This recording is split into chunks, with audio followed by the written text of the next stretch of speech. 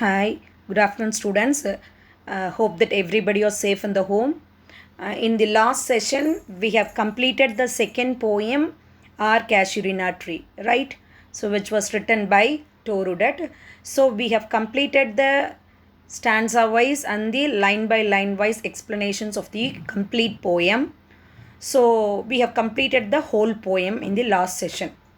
Still, what are all the points remaining is that one, we have to see the author introduction. So, we have not yet seen about Torudet's introduction, right?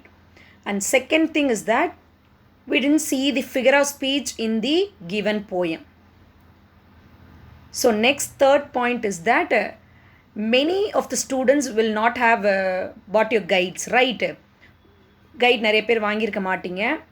So சில பேர் guide வச்சுருக்கலாம். But இருந்தாலும் I will give you the answers for the question regarding textbooks. Right? So today we are going to see the author introduction. Second, we are going to see the figure of speech in this poem. Third thing, we can see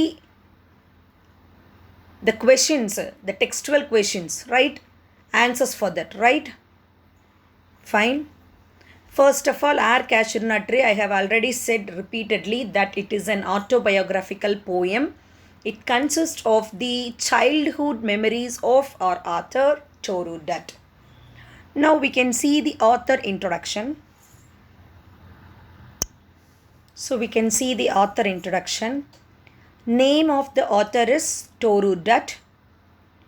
She was a Bengali poet from the Indian subcontinent who wrote in English and French. So she has written many novels and poems. What is the language she overtook to write is that both English as well as French. So her works is published both in English as well as French. And she was the third daughter of the family. So I have already said that it is referred as Dat family. So she is the youngest one and her name is Toru. So before Toru, there were two siblings along with Toru. One is Abzu, one is Aru, one brother and one sister. So totally in Dat family, there are three children. Abzu, Aru, Toru. And our author Torudet is the youngest of their family. So she was the third daughter of the family. The Dat family. So it is like a kind of surname. A particular family will have a name. இப்போ நம்மளோடதில் உடையார் செட்டியார் அந்த மாதிரிலாம் சொல்லுவாங்க. So அந்த மாதிரி அவங்களுடைய family name வந்து பார்த்தீங்கன்னா it is a family name that's Dat family. Was a family of distinguished intellectuals and poets. So அந்த டட் ஃபேமிலி பொறுத்த வரைக்கும் எப்படிப்பட்ட குடும்பம்னு எடுத்துக்கிட்டால் அவங்க அம்மா கூட பார்த்தோன்னா சான்ஸ்கிரிட்டில் பயங்கரமாக அவங்க பொண்ணுக்கு சான்ஸ்கிரிட் சொல்லி கொடுத்ததே அவங்க அம்மா தான். ஸோ சான்ஸ்கிரிட்டுங்கிறது உங்களுக்கு நல்லாவே தெரியும். It is olden language and it has more value and many important works and historical works have written in Sanskrit in the olden days. So ரொம்ப கஷ்டமான மொழியும் கூட. ஆதி காலத்தில் அந்த சான்ஸ்கிரிட் அப்படி அந்த சமஸ்கிருதம் அப்படிங்கிறது அவ்வளோ முக்கியமான ஒன்று. ஸோ இந்த புனித நூட்கள்லாம் வந்து பார்த்தீங்கன்னா அந்த சமஸ்கிருதத்தில் தான் அதிகமாக எழுதியிருப்பாங்க. ஸோ அப்படி அந்த ஆத்தர் ஆஸ் வெல் அஸ் அவங்களுடைய அம்மாவும் ரைட்டர், அப்பாவும் அதே மாதிரி தான். ஸோ அவங்க ஃபேமிலியே வந்து பார்த்திங்கன்னா இன்டலெக்சுவலாக அறிவுத்திறமையும் அதே மாதிரி போயட்ஸும் எல்லாருமே வந்து போயம் எழுதக்கூடிய ஒரு திறமை வாய்ந்தவர்கள். She also had the advantage of being taught by excellent English tutors. Tutorsனால் யார்? நம்ம who teach, அவ்வளோதான். டியூட்டர்ஸ்னால் யார்? Who teach English. ஸோ இங்கே இங்கிலீஷ் டியூட்டர்ஸுங்கும் போது ஸோ இது போய் படித்தது மட்டும் இல்லாமல் வீட்லேயே அவளுக்கு வந்து பார்த்திங்கன்னா இங்கிலீஷ் வந்து டீச் பண்ணுறதுக்கு டீச்சர்ஸ் வந்தாங்க. ஸோ இது எல்லாமே அவளுக்கு எக்ஸ்ட்ரா நாலேஜாக டெவலப் ஆணுச்சு அப்படின்னு சொல்கிறாங்க. She also had the advantage of being taught by excellent English tutors at home and later on of the long stay in Europe and England. Next அந்த மொழி அதிகமாக இருக்கக்கூடிய இடம் இங்கிலாந்து அண்ட் யூரோப்பெல்லாம் இருக்கும் பொழுது இன்னும் அவளுக்கு அந்த இங்கிலீஷுங்கிறது ரொம்ப அதிகமாக, ஏதாவது ஃப்ரெஞ்சும் நல்லா கற்றுக்குறாள். ஸோ இங்கிலீஷ் அண்ட் ஃப்ரெஞ்சில் ரொம்ப அவள் வந்து பார்த்திங்கன்னா எக்ஸலண்ட்டாக இருக்கிறதுக்கான ரீசன் என்னென்னா, ஒன்று அவளுடைய ஃபஸ்ட்டு ரீசன் வந்து அவங்களுடைய அப்பா அம்மாவே அந்த திறமைசாலிங்க. ஸோ இன்பார்ன் டேலண்ட்டுன்னு ஒன்று இருக்குது. செகண்ட் திங் வந்து பார்த்தீங்கன்னா நல்ல இங்கிலீஷ் டியூட்டர்ஸ் வீட்டுக்கே வந்து நடத்துனாங்க, அது ஒன்று. And third thing, the place where she stayed. So in England and யூரோப்புங்கும் போது ஆட்டோமேட்டிக்கலி இங்கிலீஷ் அண்ட் ஃப்ரெஞ்ச் வந்து அவர் ரொம்ப வெல்வர்ஸ்டாக மாறுறா. Toru with all her exposure அப்படின்னா இங்கே என்ன அர்த்தம்னா கெய்னிங் நாலேஜ். நிறைய விஷயத்த அவள் கற்றுக்கிறா, நிறைய வெஸ்டர்ன் கல்ச்சர்ஸை பற்றி என்ன தான் அவள் நிறைய அதிகமாக வந்து பார்த்திங்கன்னா வெளிநாட்டில் ஸ்டே பண்ணி அதிகமாக அவ்வளோ இருந்தாலும் நிறைய மேற்கத்திய கலாச்சாரங்கள் அந்த மாதிரி வாழ்க்கைகள்லாம் அவள் வந்து இண்டல்ஜ் ஆனாலும் இவளுக்கு எப்பொழுதுமே தன்னோட மனசுக்குள்ளே இருக்கக்கூடிய தன்னுடைய இந்தியா, தன்னுடைய அந்த நேட்டிவ் லேண்டு எப்பொழுதுமே அவள் வந்து பார்த்திங்கன்னா எவ்வளோ தூரத்தில் இருந்தாலும் அவள் அதை மிஸ் பண்ணுற மாதிரியே தோணும். அவள் அதிகமாக அந்த ஒரு இண்டியன்னஸ் அப்படிங்கிறத நம்மளுக்கு கிளியராகவே காமிப்பாங்க. ஸோ அதுதான் இங்கே பாருங்கள். Toru with all her exposure to an involvement in western life and culture, மேற்கத்திய கலாச்சாரங்கள் அவங்களுடைய வாழ்க்கை நடத்த முறை இருந்தாலும் loved the land of her birth, அவர் பிறந்த இடத்த அந்த நேட்டிவ் லேண்டை அவள் அவ்வளோ விரும்புகிறாள். நம்மளுக்கு நல்லாவே தெரியுது இந்த போயம்லேயே அந்த இது. அண்ட் ரிமைண்ட் தரோலி, எவ்வளோ தூரத்தில் இருந்தாலும் அவளுடைய மனதெல்லாம் எங்கே மட்டும்தான் இருக்கும், இந்தியாவில் தான் இருக்கும். ஸோ அதுதான் remind தரோலி Indian in her consciousness. நிறைய பேர் வெளிநாட்டுக்கெலாம் போனோன்னே நான் அமெரிக்கா, நான் அது இதுமா எங்கே இருந்தாலும் தான் இந்தியா, தான் ஒரு இந்தியன் அப்படிங்கிற அந்த ஒரு கான்ஷியஸ்னஸ் அவள் என்றைக்கும் இழக்காமல் இருக்கிறா அப்படின்னு சொல்கிறாங்க. அதுதான் இங்கே Indian in her consciousness and sensibility. இந்த சென்சிபிலிட்டினா என்ன அப்படின்னா உணர்றத்திறன். ஸோ எவ்வளோ தூரத்தில் இருந்தாலும் அங்கே இருக்கக்கூடிய அந்த ஒரு ட்ரீனுடைய சத்தம் கேட்குற மாதிரி அவள் உணர்றாளா, தன்னுடைய நேட்டிவ் லேண்டை பற்றி உணர்றாளா, அப்படியே சின்ன வயசில் பார்த்த மாதிரி இமேஜ் நான் கண்ணு முன்னாடி வரணும். ஸோ எவ்வளோ அப்ராடில் இருந்தாலும் அவளுடைய மனது பூராவே it longs for the native land. அது மட்டும் இல்லாமல் அந்த இந்தியன்னஸ் அப்படிங்கிறது அவளுக்குள்ளே ஊடுருவி இருக்குது. ஸோ அந்தளவு எ பேட்ரியாட்டிக் லேடின்னு கூட சொல்லலாம். So besides her well-known collection of poems with the title, so நிறைய போயம் கலெக்ஷன்ஸ் இருக்குது, அது பாருங்கள் ஒவ்வொன்றா. Ancient ballads and legends of Hindustan, and she had to her credit a volume of poems in French. So இப்போ வந்து இங்கிலீஷில் நிறைய எழுதினாலும் ஃப்ரெஞ்ச் ஓவரால் கலெக்ஷனாக நிறைய போயம் எழுதியிருக்கு. அதோட டைட்டில் பாருங்கள், அதுக்கு ஒரு பெரிய கிரெடிட்டே அவளுக்கு இருக்குது. Sheaf gleaned in French fields அப்படிங்கிறது it is a writing of Toru Dutt, but it is in French language. Next, last her poem, A Casuarina Tree, the most well-known of Toru's poems, was included in her miscellaneous poems. What does mean by miscellaneous? Numerous. எண்ணிலடங்காத நிறைய போயம்ஸில் இதுவும் ஒரு collection. அதில் நம்மளோட ஏர் கேஷுரினா tree ரொம்ப ரொம்ப முக்கியமான ஒரு ரோலை ப்ளே பண்ணுது அப்படின்னு சொல்கிறாங்க. So this was the intro of Toru Dutt. So many of you have guides, so no problem. Students without guide, please do write your answers, which I will show you in the mobile. Right, I will directly go to the Samachir Kalvi and I will give you the notes of that question along with the answer. So if you want, you can write in your book, right? So it will help you to read for the examination as well as slip test, because coming Saturday will be the slip test for 12th is English. So the title for the slip test will be Our Casuarina Tree. So you should read completely about it and you should know the answers for all the questions that is in textbook. Right? Now we can get into textbook questions. Right? So first of all, take your textbooks if you're not having guides.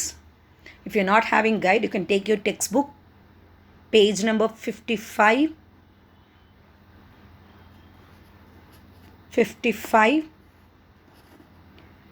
So in that 55, you will be having second, number 2. So one will be fill in the blanks, leave it off. Now we are going to see the second part, that is based on our understanding, there will be some questions given in the textbook. So page number 55, number 2 part. So this is, I am directly on the online. So page number 55, the second topic.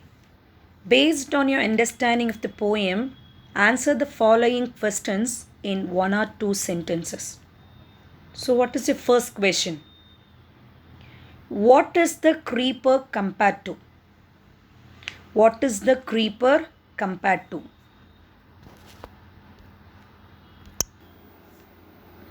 See? So the first question is, what is the creeper compared to? So the answer is, the creeper is compared to a huge python. The creeper is compared to a huge python. So அந்த கேஷூனா tree மேலே ஒரு கொடி சுற்றிக்கிட்டு இருக்கு. அந்த கொடியை நம்ம எதோட கம்பேர் பண்ணுறோம்? இங்கே ஒரு மிகப்பெரிய மலைப்பாம்பு கூட கம்பேர் பண்ணுறோம். So the creeper is compared to a huge python. Next question. How does the creeper appear on the tree? அந்த ட்ரீ மேலே அந்த கொடி எப்படி இருக்கு? How does the creeper appear on the tree? So answer எழுதிக்கோங்க. The creeper appears like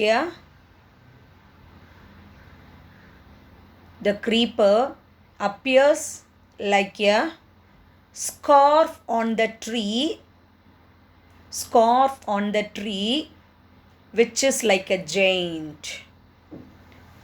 The creeper appears like a scarf on the tree, which is like a giant. So அப்போ இங்கே என்ன உங்களுக்கு தெரியுது அப்படின்னா, க்ரீப்பர் எது போல் இருக்குது அப்படின்னா, ஒரு ஜெயிண்ட். இங்கே ட்ரீ தான் ஜெயிண்ட்டு, அதான் புரியுதா? Tree which is like a ஜெயிண்ட்டுன்னு சொல்லியிருக்காங்க. இங்கே ஒரு க்ரீப்பரை, ஒரு கொடியை ஒரு ஸ்கார்ஃப் போல் சொல்லியிருக்காங்க.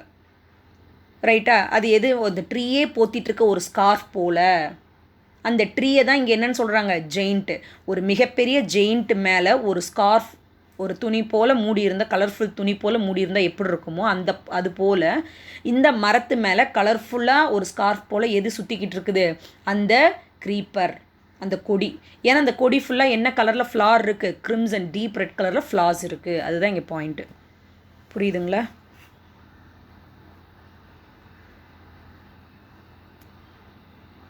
நெக்ஸ்ட் பாருங்கள். C, describe the garden during the night. So night time அந்த கார்டன் எப்படி இருக்குது அப்படின்னா, at night the garden seems to overflow with sweet songs.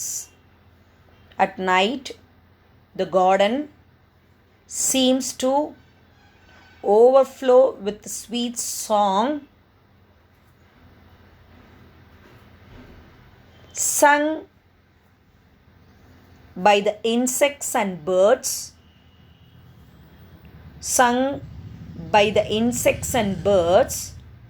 from the dark branches of the Casuarina tree.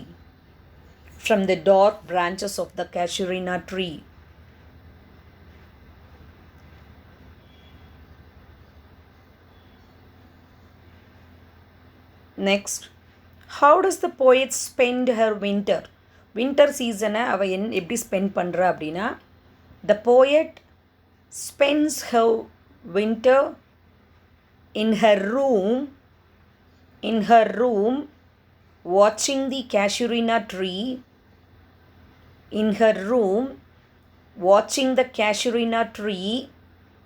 through the wide open window.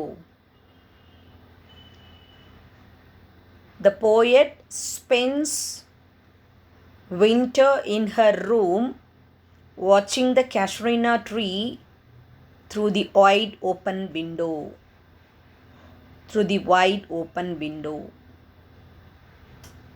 Next question.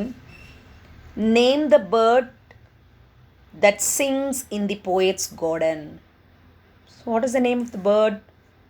The bird name என்னமா? Kokila. The bird Kokila sings in the poet's garden. Next one. Why is the Casuarina tree dear to poet's heart? எதனால் கேஷூரினா tree அந்த போயட்டோட இதயத்துக்கு அவ்வளோ நெருக்கமாக இருக்குது அப்படின்னா, அந்த கேஷூரினா ட்ரீனுடைய பிரம்மாண்டம் அப்படின்னு அர்த்தம் கிடையாது. கேஷூரினா ட்ரீக்கு கீழே தன்னுடைய குழந்தை பருவத்தில் தன் கூட பிறந்தவங்களோட விளையாண்டதுனால அந்த ட்ரீ எப்பொழுதுமே இவளுக்கு மனதோட நெருக்கமாக இருக்குது அப்படின்னு அர்த்தம். So the answer for the question F is The Casuarina tree is dear to the poet's heart. The Casuarina tree is dear to the poet's heart because it provides happy childhood memories of the past. Because it provides happy childhood memories. Because it provides happy childhood memories of the past. இறந்த காலத்தில் குழந்தை பருவம் அந்த நினைவுகளை எல்லாம் ஞாபகப்படுத்துவது போல இருப்பதனால இந்த மரம் எனக்கு நெருக்கமானது, என் இதயத்தோடு நெருக்கமானதுன்னு சொல்கிறான். So do you understand the question's answer? Now the question G. Does nature communicate with human beings? இயற்கை மனிதனோட கம்யூனிகேட் பண்ணுதானா இந்த போயம் பொறுத்த வரைக்கும் S. Yes, nature communicates with human beings. Yes, nature communicates with human beings. So அதுக்கு explanation கொடுக்குறேன் பாருங்க. The poet could communicate with the Casuarina tree. The poet could communicate with the Casuarina tree in her native place,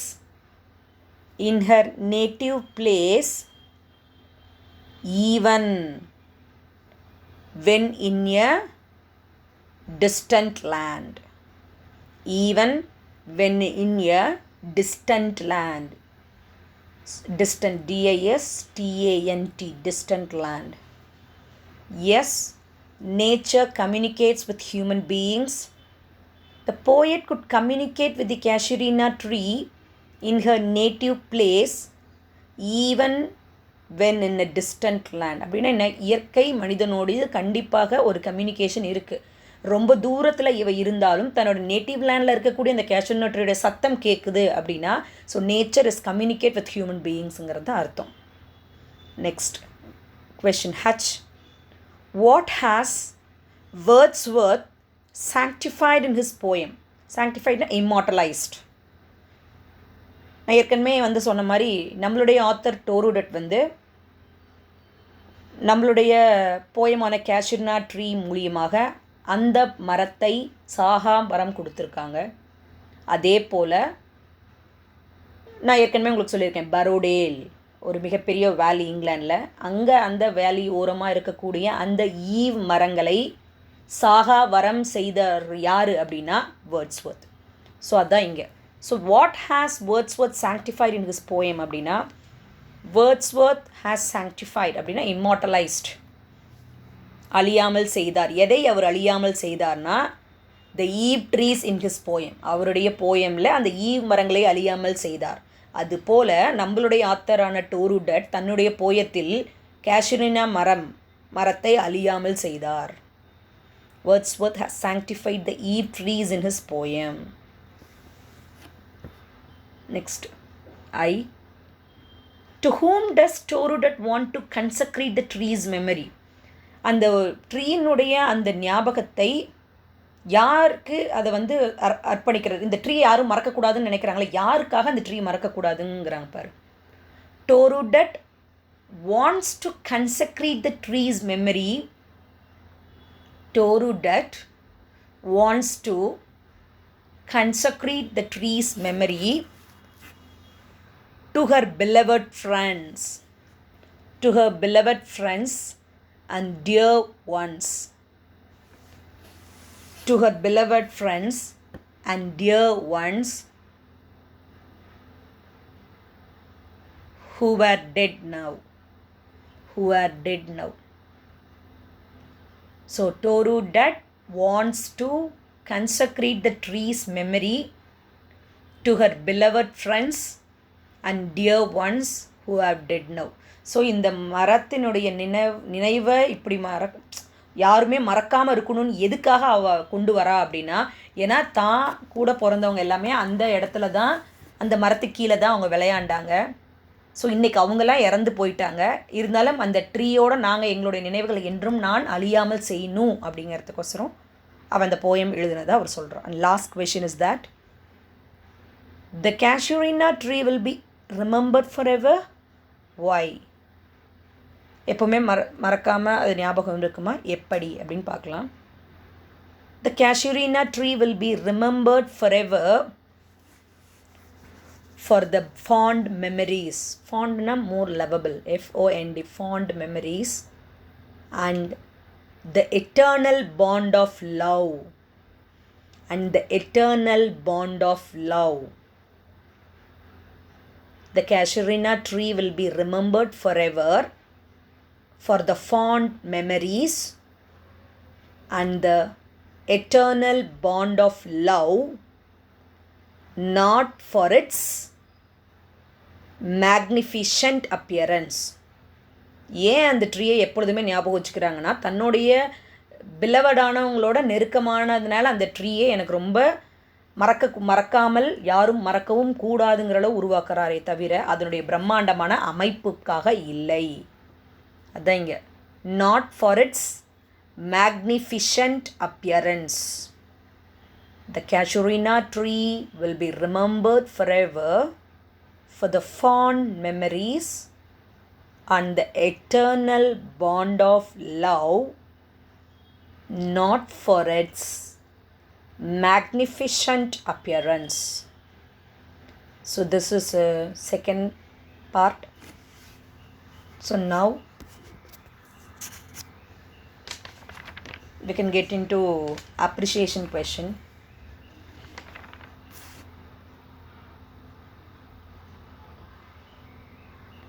See appreciation question. Third one. Read the lines given below and answer the following questions, right? Let's see. The first appreciation question. A creeper climbs in whose embraces bound no other tree could live. So first question, see, which tree is referred in the above lines? The Casuarina tree. What is the answer? The Casuarina tree is referred in the above lines. Second question. How does the tree survive the tight hold of the creeper? அந்த கொடி அவ்வளோ இறுக்கமாக hold பண்ணும் பொழுதும் எப்படி அந்த ட்ரீயால் உயிர் வாழ முடியுது? How does the tree survive the tight hold of the creeper? Answer எழுதிக்கோங்க. The tree is so immense. Immense na great. The tree is so immense and powerful that it survives the tight hold of the creeper. The tree is so immense and powerful that it survives the tight hold of the creeper. So ரொம்ப பவர்ஃபுல்லாக ஸ்ட்ராங்காக இருக்கிறதுனால இந்த creeper அவ்வளோ தூரம் இறுக்கமாக சுற்றிக்கிட்டு இருக்கும் பொழுது அந்த ட்ரீயால் உயிர் வாழ முடியுது. Third question. Why does Toru Dutt use the expression a creeper climbs? ஏன் ஒரு creeper climb அப்படின்னு சொல்லி ஒரு எக்ஸ்பிரஷன் யூஸ் பண்ணியிருக்காங்கன்னா, Toru Dutt uses the expression the creeper climbs to symbolize the vine plant. இங்கே வைனுங்கிறது VINE, the vine plant which grows on the Casuarina tree. So ஒரு அந்த அது அப்படியே மேலே வந்து பார்த்தீங்கன்னா அப்படியே கொடி போல் சுற்றிக்கிட்டு இருக்குது. இன்னொன்று என்ன மெயின் ரீசன் அப்படின்னா, அந்த கொடியை வந்து பார்த்தீங்கன்னா அதனால தான் ஒரு பாம்புக்கு நிகராக ஒரு சொல்லியிருக்காங்க. அதனால தான் க்ரீப்பர் கிளைம்ஸ் அப்படியே சுற்றி சுற்றி வளைஞ்சி எப்படி வந்து ஒரு பாம்பு மேலே ஏறுமோ இந்த கொடியும் சுற்றிக்கிட்டு மேலே ஏறுது. அது அப்படியே அந்த கேஷுவனட் ட்ரீயை முழுக்க சுற்றிக்கிட்டு இருக்கிற அந்த வைன் பிளான்ட்டு. அதனால தான் ஒரு என்னது இந்த க்ரீப்பர் கிளைம்ஸ் மேல் நோக்கி அது அப்படியே பரவி இருக்குங்கிறதுக்கு. Right. Toru Dutt uses the expression to symbolize the vine plant, VINE, vine plant which grows on the Casuarina tree. Next, B. The giant wears the scarf and flowers are hung in crimson clusters all the bough among. Who is the giant here? The Casuarina tree. So நல்லா தெரிஞ்சுக்கோங்க, இங்கே giant யாருன்னா Casuarina tree, scarf யாருன்னா creeper. ஸ்கார்ஃப்னா இங்கே என்னது? Creeper. Second question, why is the scarf colourful? So இந்த scarf அப்படிங்கிறது நான் என்ன சொன்னேன்? அந்த கொடி. ஏன் அந்த ஸ்கார்ஃபான அந்த கொடி அவ்வளோ கலர்ஃபுல்லாக இருக்குது அப்படின்னா, ஏன்னா அந்த கொடி பூரா என்ன கலரில் ஃப்ளாஸ் பூத்து குலுங்குது? ரெட் கலர், டீப் ரெட் கலரில் ஃப்ளாஸ் பூத்து குலுங்குது. அதனால் ஸ்கார்ஃப் எப்படி இருக்குது? கலர்ஃபுல்லாக இருக்குது. ஸோ ஆன்சர் எழுதிக்கோங்க. Why is the scarf colourful? The scarf is colourful with the flowers of the Casuarina tree. With the flowers of the Casuarina tree. அதான் Casuarina tree சுற்றிட்டு இருக்கூட அந்த கொடியினுடைய மேலே அந்த பூக்கள் அப்படின்னு அர்த்தம். நல்லா தெரிஞ்சுக்கோங்க. இந்த இடத்துல பாருங்கள், the scarf is colorful with the flowers of the Casuarina treeனா இங்கே என்னென்னா, Casuarina tree மேலே இருக்கக்கூடிய அந்த கொடி மேலே இருக்கக்கூடிய அந்த ஃப்ளாஸ் அப்படின்னு அர்த்தம். the scarf is colorful because of the flowers அப்படின்னு எழுதிக்கோங்க.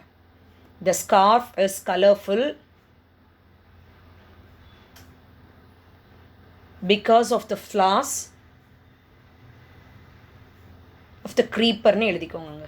அப்போ தான் உங்களுக்கு கரெக்டாக புரியும். ஸோ வாட் இஸ் த ஸ்கார்ஃப்னா, the scarf is the creeper that climbs on the tree. அந்த ஸ்கார்ஃப் வேறு எதுவுமே இல்லை, ட்ரீ மேலே ஏறக்கூடிய கொடி. அந்த கொடி பூரா டீப் ரெட் கலரில் ஃப்ளாஸ் பூத்து குலுங்கிறனால நம்மளுக்கு கேஷுரினா ட்ரீயும் பார்க்குறதுக்கு அந்த ஸ்கார்ஃப் எப்படி இருக்குது? கலர்ஃபுல்லாக இருக்குது. So the scarf is colourful because of the flowers of the creeper. அவ்வளோதான், simple. Next C.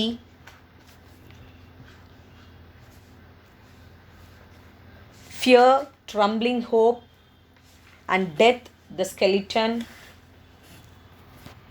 and time the shadow, and though weak the verse, that to thy beauty fain, oh, fain rehearse, may love defend tree from oblivion's curse.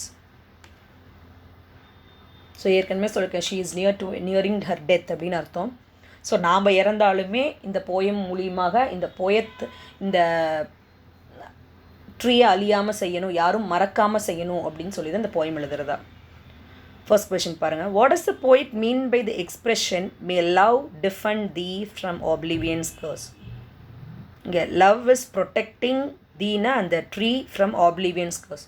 So the love protects the tree from the curse of forgetfulness. இயற்கையாக எல்லாருக்கும் மறதி அப்படிங்கிற ஒரு சாபம் இருப்பதனால அந்த சாபத்திலிருந்து யாரை காப்பாற்றுற அந்த ட்ரீயை? பிகாஸ் ஆஃப் இட்ஸ் லவ் அப்படின்னு அர்த்தம். ஸோ இங்கே ஃபர்ஸ்ட் கொஷின் பார்த்தீங்க அப்படின்னா, ஏன் எல்லாத்துக்கும்னா கண்டிப்பாக மனிதர்கள் என்றால் மறக்கும் தன்மை அவங்களுக்கு இருக்கும். ஸோ அந்த மாதிரி இந்த பல காலப்போக்கில் பல வருஷம் பல நூற்றாண்டெல்லாம் தாண்டும் பொழுது கண்டிப்பாக அந்த ட்ரீயை மறக்கக்கூடாதுங்கிறதுக்கோசரம், ஏன்னா தன்னோட அந்த ட்ரீ ரொம்ப நெருக்கமான ஒன்றுனால, in order to immortalise the tree she wrote about the tree in this poem. So answer எழுதிக்கோங்க ஃபர்ஸ்ட் கொஷனுக்கு. The poet means that love should shield the tree. அந்த ட்ரீயை ப்ரொடெக்ட் பண்ணும். ஷீல்டுனா என்னதாங்க? Protect. SHIELD, shield. Love should shield the tree against the curse of forgetfulness. இந்த oblivion அப்படிங்கிற வேர்டுக்கு மீனிங் நம்ம ஏற்கனவே நடத்தும் போது சொல்லியிருக்கிறோம், forgetfulness.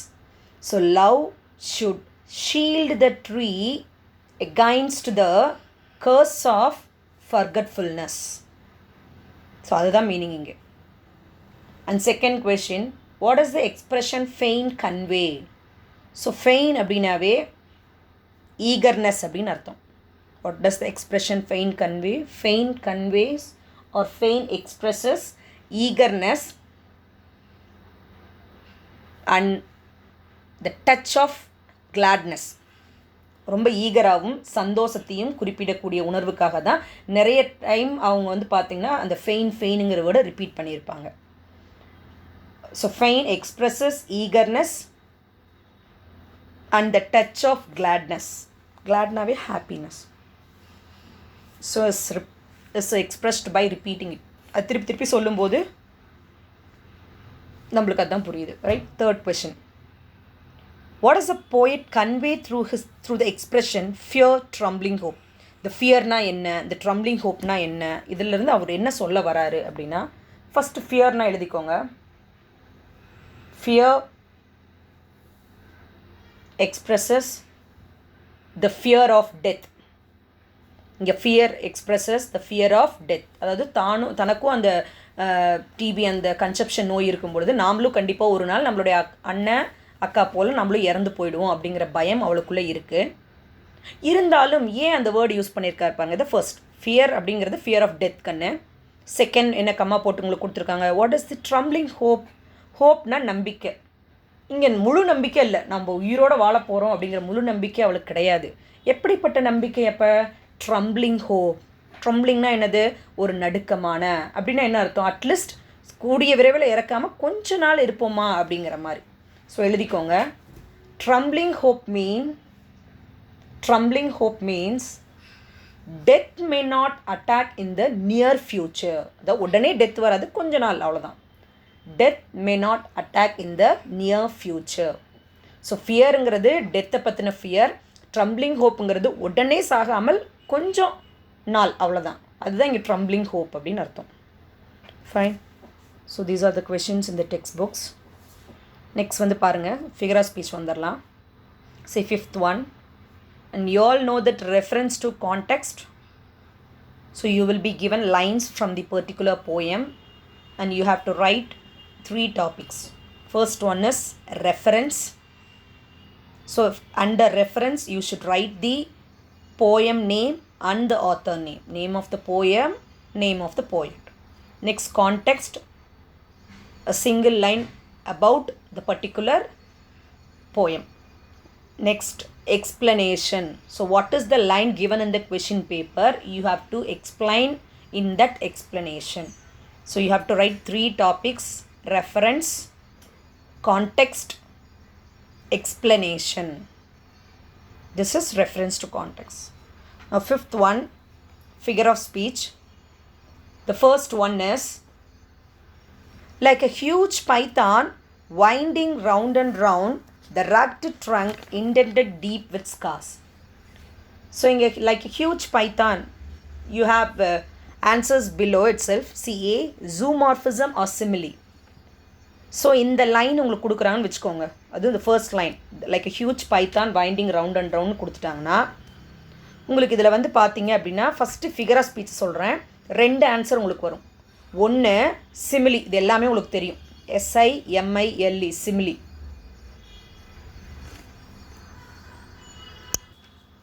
So simile. And next one is zoomorphism.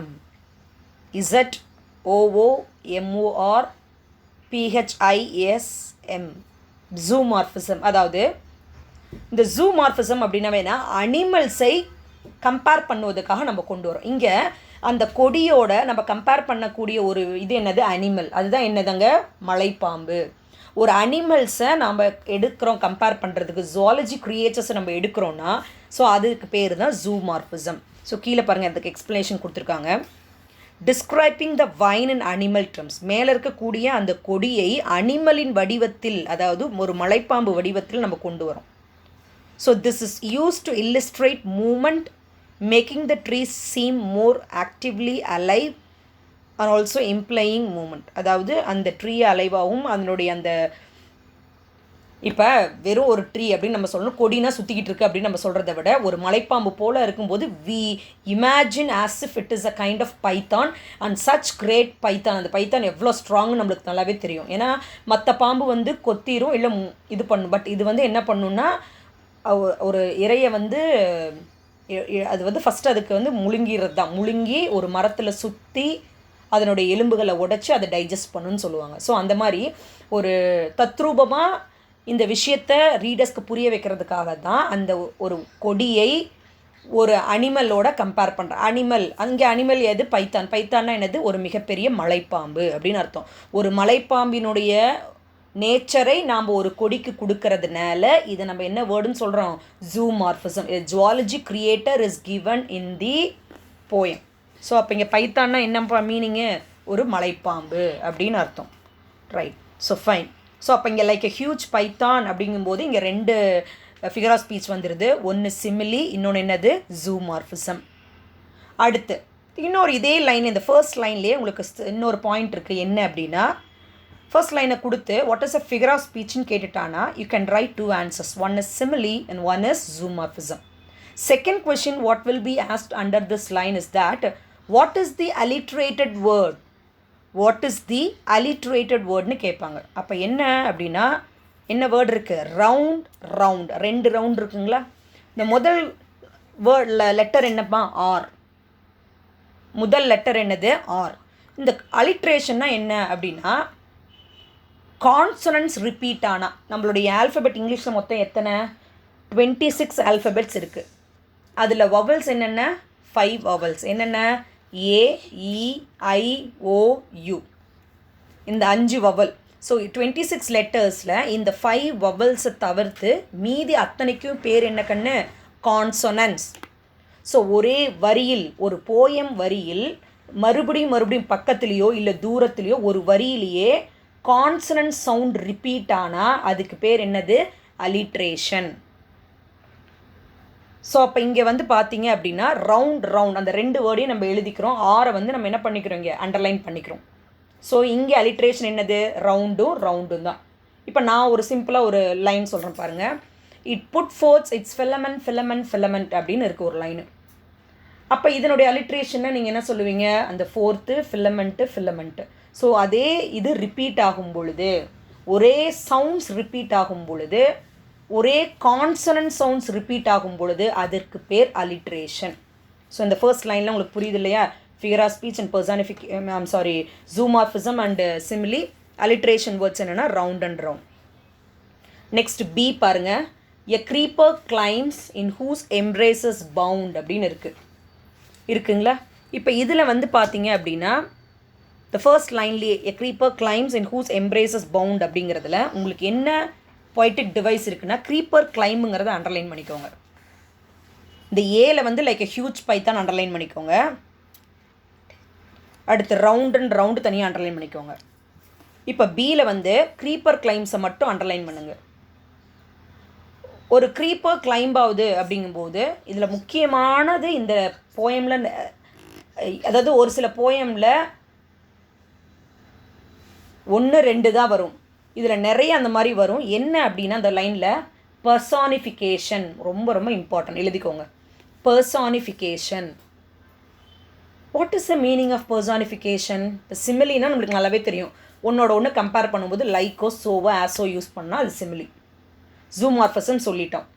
இந்த பர்சானிஃபிகேஷனா என்ன அப்படின்னா மனிதனின் குணத்தையோ, நல்லா புரிஞ்சுக்கோங்க, பர்சன் அப்படின்னா என்ன அர்த்தம்? மனிதனின் குணத்தையோ மனிதனின் உருவத்தையோ உயிர் இல்லாத ஒரு பொருளுக்கோ இல்லை உயிர் உள்ள ஒரு மிருகங்களுக்கோ கொடுத்தால் அதுக்கு பேர் பர்சானிஃபிகேஷன். அதாவது அப்போ மனிதனுடைய கேரக்டரை வந்து பார்த்திங்கன்னா மிருகத்துக்கு கொடுத்தாலும் சரி, இல்லை உயிர் இல்லாத ஒரு பொருளுக்கு கொடுத்தாலும் சரி.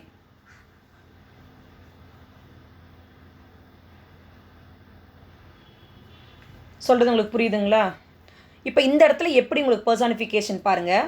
எ க்ரீப்பர் கிளைம்னா மேலே ஏறுவது அப்படின்னு அர்த்தம். இப்போ ஜென்ரலாக மேலே ஏறுறது, கீழே இறங்குறது, இதெல்லாம் யாருடைய குணம் நம்ம சொல்லுவோம்?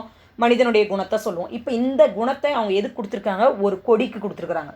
ஒரு பிளான்ட்டுக்கு மனிதனுடைய குணத்தை கொடுத்துருக்கிறனால அது மட்டும் இல்லை. அடுத்து பாருங்கள், இன் ஹூஸ் எம்ப்ரேசஸ்னால் இந்த கட்டி தழுவுவது. இந்த கட்டி தழுவுறதெல்லாம் கூட யாருடையது? ஒரு ஹியூமனுடைய கேரக்டர்.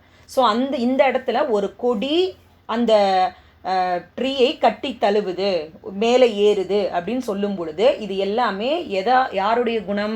ஒரு மனிதனின் குணத்தை கொண்டு வரும். ஸோ அதனால் இது என்னது? பர்சானிஃபிகேஷன். அடுத்து அதே லைன்லேயே உங்களுக்கு அலிட்ரேஷனும் இருக்குது. என்ன அலிட்ரேஷனு? Creeper climbs. பாருங்கள், க்ரீப்பர் கிளைம்ஸ்லே பர்சானிஃபிகேஷன் ஒன்று. ஏன்னா C creeper, C climbs consonant sound, அதனால் இது அலிட்ரேஷன். புரியுதுங்களா? நெக்ஸ்ட் தேர்ட் லைனில் பாருங்கள். The giant wears the scarf and the flowers are hung அப்படின்னு இருக்குது. The giant wears the scarf. இந்த ஜெயிண்ட் வியர்ஸ் த ஸ்கார்ஃப்னு இருக்குல்ல பண்ண, அது பாருங்கள், அதுவும் பர்சானிஃபிகேஷன் தான். ஜெயிண்ட் வியர்ஸ் த ஸ்கார்ஃப் அப்படிங்கிறதும் பர்சானிஃபிகேஷன். என்ன இது பர்சானிஃபிகேஷன் அப்படிங்கிறது? இங்கே ஒரு ட்ரீ ஸ்கார்ஃபை போத்திக்கிட்டு இருக்கு அப்படின்னா அதுவாக போத்திக்கிட்டு இருக்குமா? ஏன்னா மனிதன் தான் போர்வை எடுத்து போத்திக்கும், பெட்ஷீட் எடுத்து போத்திக்கும், டவல் எடுத்து போத்துறது. அந்த போத்துறது குணம், மேலே அணியிறது அப்படிங்கிறது எல்லாமே நம்மளுடைய ஹியூமன் பீயிங்ஸ்னுடைய குணம். ஸோ இந்த இடத்துல அந்த ட்ரீ அணிஞ்சிக்கிட்டு இருக்கு. ஒரு ட்ரீ வந்து மேலே ஒரு துணியை போட்டு கொண்டு இருக்கு. ஒரு ஒரு ஸ்கார்ஃபை வந்து அது போத்திக்கிட்டு இருக்கு அப்படின்னு நம்ம சொல்லும் பொழுது இது பர்சானிஃபிகேஷன். மனிதனின் குணத்தை ஒரு பிளான்ட்டுக்கு கொடுத்துருக்கறனால இது பர்சானிஃபிகேஷன் அப்படின்னு நம்ம சொல்கிறோம். புரியுதுங்களா? Next C, a grey baboon sit statue like alone. This is very very simple. இது உங்களுக்கு நல்லாவே புரியும். ஒரு வின்டர் சீசனில் அந்த மரத்தினுடைய உச்சியில் ஒரு ஆஃப்ரிக்கன் ஆர் ஏஷியன் மங்கி டைப் அந்த கிரே பேபூன் மேலே உட்காந்துட்டு இருக்கிறது எதோட கம்பேர் பண்ணுறாங்கன்னா, ஒரு சிலை தனியாக உட்காந்துட்டு இருந்தால் எப்படி இருக்குமோ அது போல். லைக் கொடுத்துருக்கனால அது என்னது? சிமிலி. ஆப்வியஸாக இது எல்லாருமே இதனுடைய மீனிங் உங்களுக்கு தெரியும். ஸோ லைக்குங்கிறது என்னது? சிமிலி. நெக்ஸ்ட் டி பாருங்கள். The water lily spring like snow enmassed. அந்த லைக் அண்டர்லைன் பண்ணிக்கோங்க. ஒரு கொத்தாக ஒரு பனி குவியல் இருந்தால் எப்படி இருக்குமோ அது போல் அந்த டேங்க் பூரா எது குமிஞ்சு கிடக்குதான்? வாட்டர் லில்லிஸ் குமிஞ்சு கிடக்குது. அப்போ அந்த வாட்டர் லில்லிஸை எதோட கம்பேர் பண்ணுறாங்க? கொத்தான ஸ்னோவோட கம்பேர் பண்ணுறாங்க. ஸோ அப்போ இங்கே லைக் அப்படிங்கிறது simile. So water lilies are compared to a group of mass of snow அப்படின்னு அர்த்தம். Next last E, what is the dirge like murmur that I hear. So இதுவும் பாருங்கள், dirge like murmur. அந்த like அப்படிங்கிறதுனாலவே அது simile. இங்கே நான் ஏற்கனவே உங்களுக்கு நல்லாவே சொல்லியிருக்கேன். அடுத்த லைன்லேயும் அந்த லைக் கொடுத்துருக்கான் பாருங்கள். Like the sea breaking on a shingle beach. அப்போ இங்கே என்ன கம்பேரிசனு? ரொம்ப தூரத்துலேருந்து ட்ரீயினுடைய ஓலம் சத்தம் கேட்குது, அதுதான் டிர்ஜ். டிர்ஜ்னா ஒரு ஒப்பாரி பாடல். அந்த ட்ரீயினுடைய சத்தம் ஒரு ஒப்பாரி போல் கேட்குது, அதுதான் லைக் மர்மர். ஒரு ஒப்பாரி சத்தம் போல் கேட்குது. அந்த சத்தம் எதுக்கு இணையாக இருக்குதுன்னா, கடல்லேருந்து வந்து அலைகள் வந்து அந்த ராக்ஸ் மேலே பட்டுட்டு போகும் பொழுது வரக்கூடிய சத்தம் போல் அந்த ட்ரீயினுடைய ஒப்பாரி பாடலை கம்பேர் பண்ணுறாங்க. ஸோ இது ரெண்டு லைனுமே என்ன தான் கண்ணுங்களா? சிமிலி. ஸோ உங்களுக்கு புரியுது இல்லையா? இப்போ இதெல்லாமே வந்து பார்த்திங்கன்னா நம்மளுக்கு டெக்ஸ்ட் புக்ஸில் இம்பார்ட்டண்ட்டாக இருக்கிறது. நெக்ஸ்ட் வந்து பார்த்திங்கன்னா லைன்ஸ்க்கு அப்படியே ஒரு நிமிஷம் வந்துடுங்க. லைன்ஸ்லேயும் கொடுக்குறத நான் சொல்லிட்டு வந்துடுறேன்.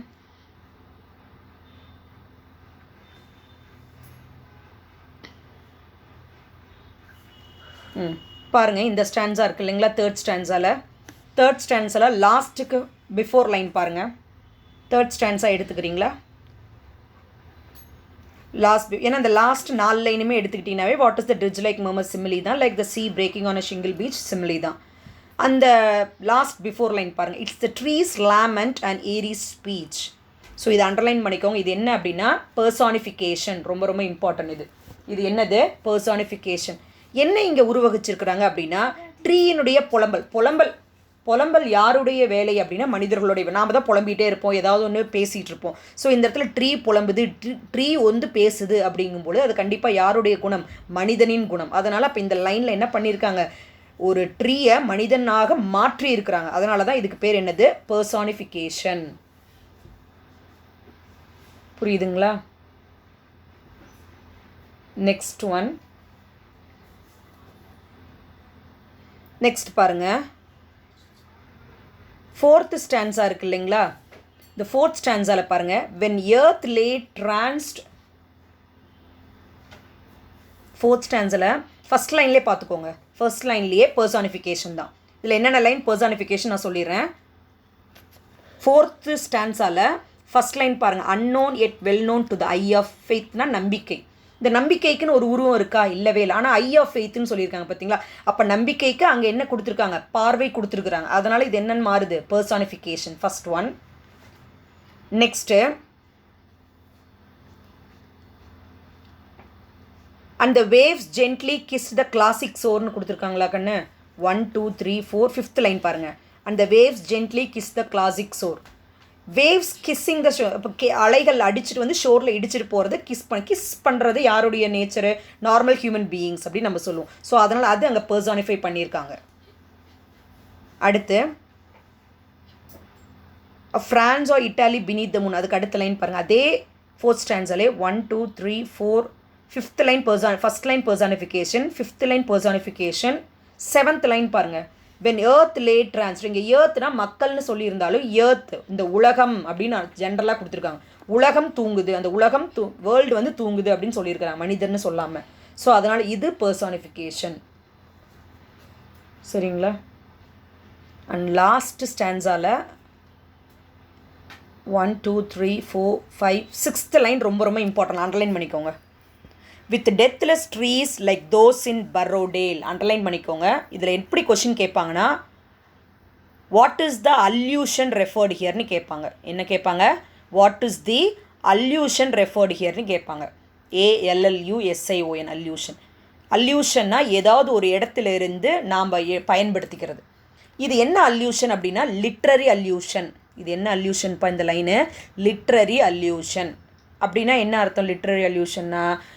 லிட்ரேச்சரில் இருந்து, அதாவது இந்த வரிகளை வில்லியம் வேர்ட்ஸ்வர்த் வந்து ஒரு போயம் எழுதினார் ட்ரீஸுங்கிற தலைப்பில். அந்த போயத்திலேருந்து எடுக்கப்பட்ட வரிகள் வேறு ஒரு இடத்துல, அதாவது ஒரிஜினல் ஃபார்மெட்லேருந்து நாம் எடுக்கிறோன்னா அதுதான் அல்யூடிங்.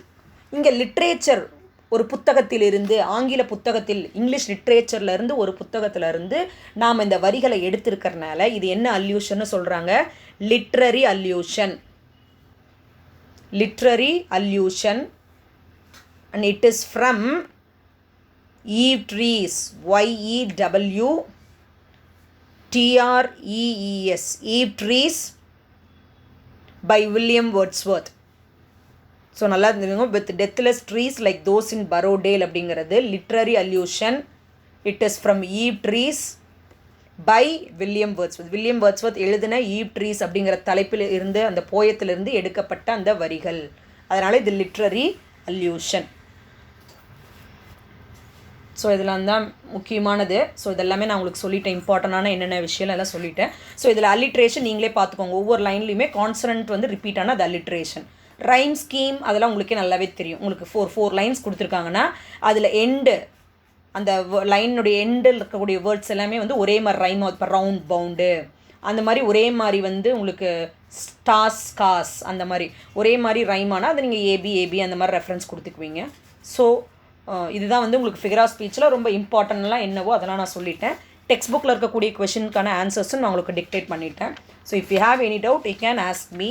And another important thing is that on coming Saturday you are going to write your slip test on English. So what is the topic is that the questions that will be asked from our Casuarina tree, right? So prepare well for that. And thanking you students, and we will meet in the next session. We can start the third poem, right? Thank you so much for hearing this moment. Thank you so much guys. Bye.